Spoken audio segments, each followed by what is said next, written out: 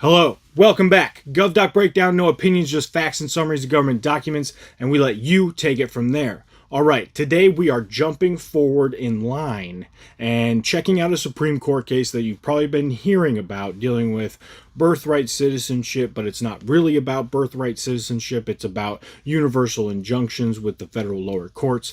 So, let's check it out. June 27th, Supreme Court opinion, Trump v. CASA. What we have here is dealing with the executive order having to do with challenges to the 14th Amendment in relation to birthright citizenship that the president signed when he came into office and legal challenges to that executive order. And just to give you guys an idea of what the 14th Amendment says, this is a direct quote. All persons born or naturalized in the United States and subject to the jurisdiction thereof are citizens of the United States. So, there were 3 lawsuits brought in federal district court in the states of Maryland, Massachusetts, and Washington, all challenging this executive order, saying it would affect various parts of the country in bad ways. In each of these cases, the federal district judge issued a universal injunction on the executive order signed by the president. The president's administration obviously appealed these injunctions, but were denied by the circuit courts, and this led them to seek emergency relief from the Supreme Court. So, what the Supreme Court did, there were 3 cases in particular they lumped into Trump v. CASA to address this procedural question: whether federal courts had the authority to issue universal injunctions that block the enforcement of a federal policy nationwide beyond the specific plaintiffs in the case. And remember that, beyond specific plaintiffs in the case.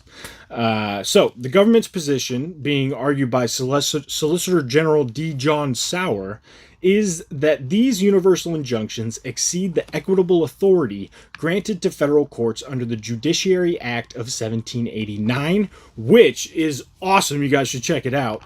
Very interesting because this is the act that basically establishes the current federal court system that we all operate under. And it was in 1789. So you think about it, there's probably a time in the country where we had no federal court system.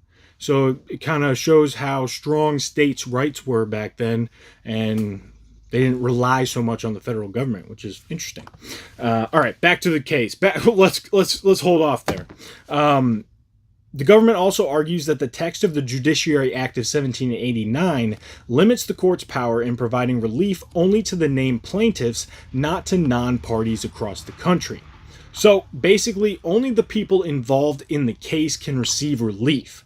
A direct quote would be that it empowers courts to provide remedies no more burdensome than necessary to provide relief to the plaintiff. These arguments are met with response from the other side saying that nationwide injunctions were necessary to provide complete relief in cases involving federal policies with widespread impact. They emphasize that limiting relief to specific plaintiffs would create administrative chaos, especially for states verifying citizenship, for benefits, or for organizations with members across the country. One thing I want to make very clear is that this case that we're currently talking about is the case that will decide birthright citizenship, but that is not what this decision is about. It's about the universal injunctions of the federal lower courts, specifically the district court. So, that is not being solved here. This has become something of a hotbed issue, these universal injunctions, because they have been used more prolifically in the recent years. So, what did the Supreme Court say? In a 6-3 ruling, the Supreme Court held that the universal injunctions likely exceeded the equitable authority granted to federal courts under the Judiciary Act of 1789, unless necessary to provide complete relief to the specific plaintiffs. So, the court granted a partial stay of the nationwide injunctions, limiting their scope to the named plaintiffs in the lawsuit. The case will now go through the proper legal processes, and we get rulings on the actual legality of the executive orders sometime in the future. All right, so let's take a step back. Now remember, unless necessary to provide complete relief to the specific plaintiffs. So it's not that the Supreme Court is saying that federal courts are barred from all universal injunctions. They are more like reining in the federal courts, saying we need to remember what our founding documents say. We have the power to provide relief to the plaintiff by means no more burdensome than necessary. And this is actually legitimately pretty significant case because it's kind of a look into the checks and balances at work in our government.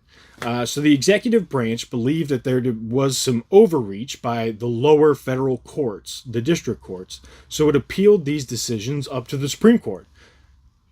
District, Circuit, Supreme. Supreme's highest court in the land. So they appeal it up to the Supreme Court, who looked at the founding documents of the federal court system and found that indeed these lower courts were acting beyond their power. But they can do it if it is necessary to provide relief to all the plaintiffs in the case. So you might see something like a class action lawsuit, right?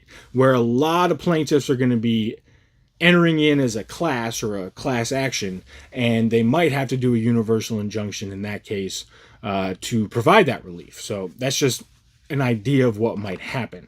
So it doesn't really take away the power of the universal injunction. It more so says to all the courts, like, hey, we need to realize that we don't have the power to just automatically get rid of a decision.